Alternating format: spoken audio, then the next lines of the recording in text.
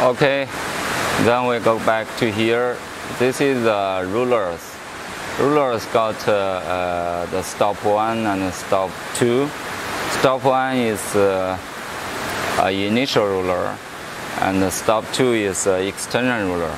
But we don't care about it. We just set the number we need.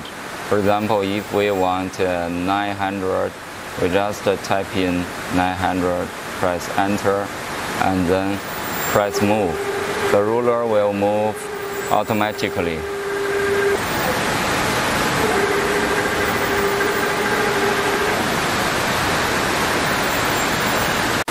And it's the same with reference.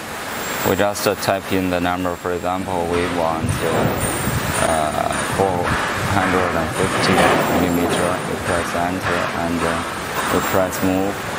The ruler, the reference will go automatically.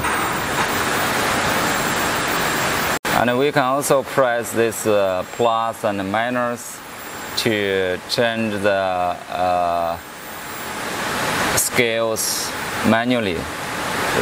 You see, we press plus, it will manually. Also for the reference, we can control it separately. For example, the first initial ruler, we want to decrease, increase, and second external ruler, we want to increase or decrease.